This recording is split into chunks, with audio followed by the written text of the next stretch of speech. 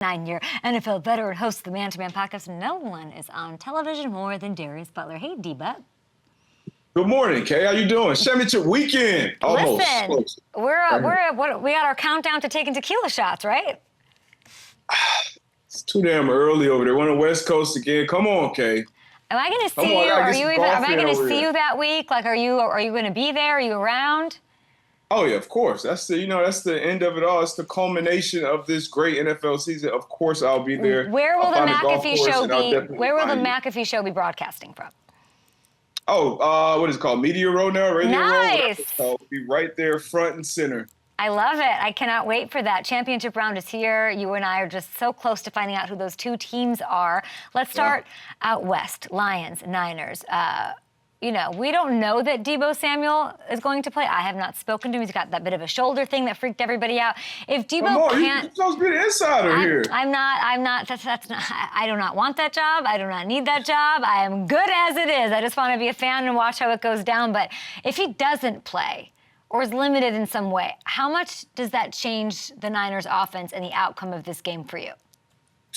Change it a lot. I actually got a chance to talk to George on Pat's show earlier this week and asked him kind of about the game plan and what happened last week and struggled a little bit slow in the second half. In the first half, he said Deebo was a big part of the game plan. He said coming into the game, he expected him to have 3 touchdowns himself, and they obviously had to adjust. So now at least going into the game, knowing he's a little banged up, Kyle Shanahan will have a different game plan. But you still got Kittle. You still got Brandon Ayuk. You still got Jennings, Juice. You still got Christian McCaffrey in the backfield. So whatever defense they'll be playing, obviously the Lions this week, they'll have their hands full with those guys. And Brock Purdy, he's the trigger man. He can call the shots. He can figure it out. But Deebo is obviously a huge weapon, one of the best weapons in the league. And what they do, switching McCaffrey and Deebo, kind of alternating where they lined up is a big deal. So obviously him being out would be a big deal going into this one. But better jump on that Lions +7. Okay, jump on the Lions +7. Those I just listen to everything Darius says because he's never really. You have not been wrong. You're on quite a heater. You really are.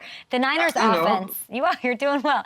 The Niners offense, obviously, with or without Deebo, I think they're difficult to defend. We're giving them all their love. Kyle Shanahan will be brilliant in play a game planning and all of that. Who is it on the Lions defense that you think is going to have a huge impact and needs to step up? Obviously, Aiden, but anybody else?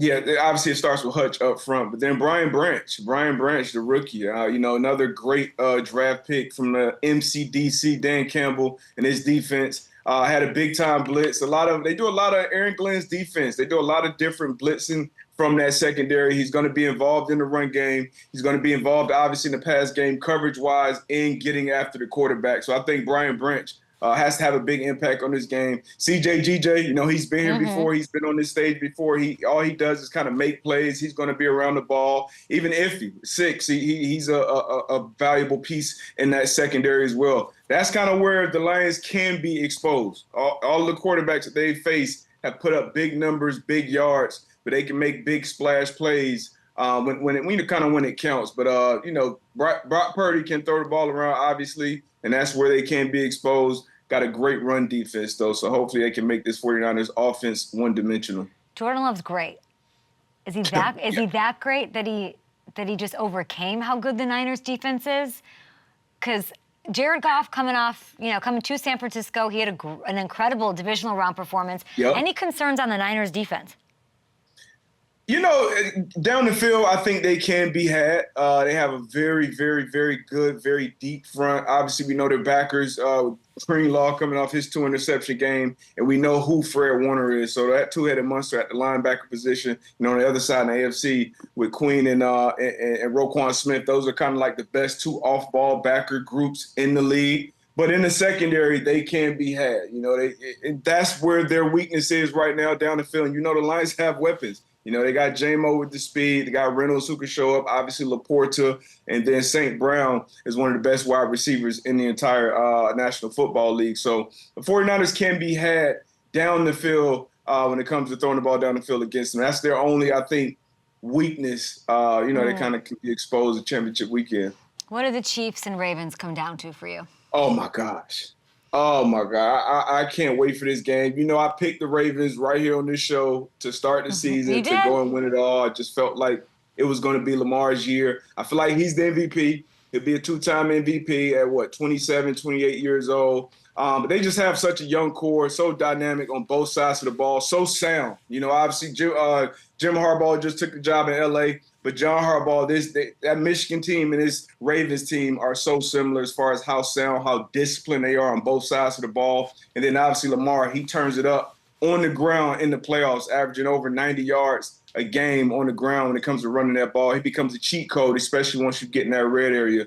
And then we know who Patrick Mahomes is, right? 6 years, 6 AFC championships, already kind of on that Mount Rushmore when it comes to quarterback at this young part of his career. So I think this is going to be an all-time, battle that comes down to that last drive. Last drive. Who you got?